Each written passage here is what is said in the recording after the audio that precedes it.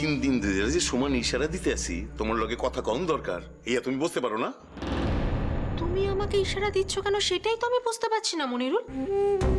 না মানে তুমি যদি আমাকে এরকম ভাবে ইশারা দিতে থাকো আর এটা যদি কেউ দেখে তাহলে কি ভাববে বলো তো? তোমার কি আমাকে ইশারা দেওয়ার কথা নাকি?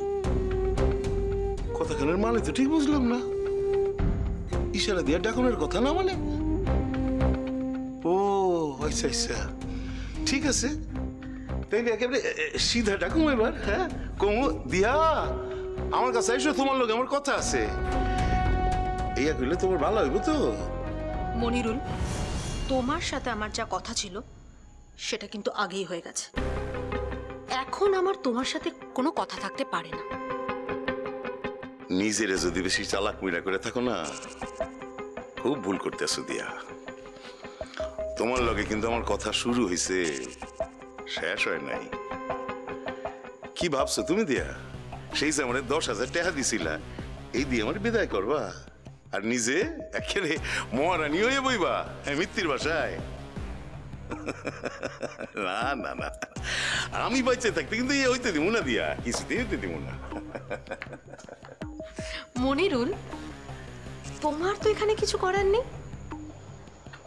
যা সত্যি তার জেরেই আমি কিন্তু আজকে মিত্তির বাড়ির রানী হতে চলেছি। হ্যাঁ, এখানে তো তুমি আমাকে কোনো দয়া করোনি। হ্যাঁ, দয়া যদি কেউ করেই থাকে সেটা হলো ফুলঝুরি। আজ ফুলঝুরি আমার পরিচয় জানার পরে নিজের জায়গাটা আমাকে ছেড়ে দিয়েছে। না না, ও যদি জায়গাটা না ছাড়তো তাও আমি জায়গাটা নিতাম, কিন্তু তার জন্য না আমাকে একটু কাঠখড় পোড়াতে হতো। আর এখন কাঠখড় না পুড়িয়ে ব্যাপারটা সব মিটে যাচ্ছে আর কি। আচ্ছা মনিরুল, এখানে তোমার কথা আসছে কোথা থেকে? বেশি বার বাইরে না দিয়া, বেশি বার কিন্তু ভালো না। আমি কইতে গাইতেছি এর প্রমাণ যাও, কও না কও, প্রমাণ কান কি নাই না দিতে পারি, কও। প্লিজ মনিরুল, আমার না একদম টাইম নেই। তুমি কেন তোমার ঘরে আমাকে ডেকেছো সেটা প্লিজ একটু বলবে? তোমার আমি কি কারণে ডাকতে পারি? ডাকার কারণ খান তো একখানি। আমার ভিতর কথা হয়েছিল কাম খান ঠিক মতো হইয়া সারলে তুমি আমারে খুশি করবা। তুমি আমারে খুশি তো করলাই না, উল্টে আমারে আরো দুঃখী বানাইলা। এইয়া তোমার বিবেচনা। মনিরুল, আমি তোমার কোনো কথাই বুঝতে পারছি না। সত্যি যদি তুমি আমার কথা বুঝতে না পারো দিয়া, তাহলে কিন্তু আমার কামে কইরা দেখাতে হয়। কও কও কি চাও তুমি?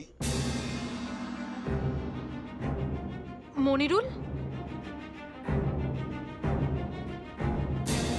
তখন থেকে তুমি কি উল্টোপাল্টা কথা বলছো? আমি সত্যিই কিছু বুঝতে পারছি না। না মানে আমি এটা বুঝতে পারছি যে তোমার এখন টাকার দরকার। এই খবরদার, আমার দরকার এই কথা কিন্তু কইবা না।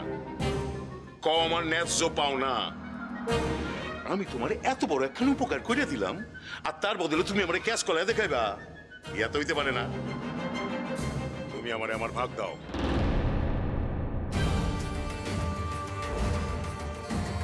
ভাগ? কথা খান আজ প্রথম শুনলাম মনে হইতেছে, কোনোদিন শুনো নাই নাকি? নিজে গোটাটা একের ভোগ করিবে দেখা একের আমারে তাড়াতাড়ি ভাগাইতে চাইতেছো? দেখো দিয়া, আমার বিবির লগে তুমি খারাপ ব্যবহার করো এই আমি জানি, ইয়াতে আমার কিছু না। কিন্তু আমার লগে হিসাব খান ঠিকঠাক না মিটাইলে তোমার এই রানী সাজা, এই রাজত্ব, ইয়া কিছুই কিন্তু টিকবো না দিয়া। মনিরুল, তুমি আমাকে মিছে মিছে কেন ভয় দেখাচ্ছ?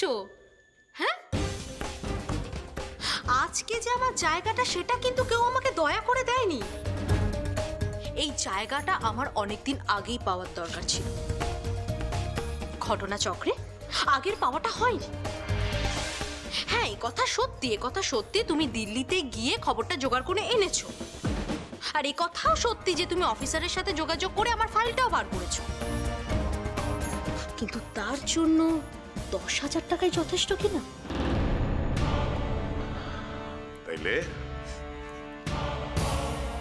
সিধা আঙ্গুলে ঘি উঠবো না, এই এত দিয়া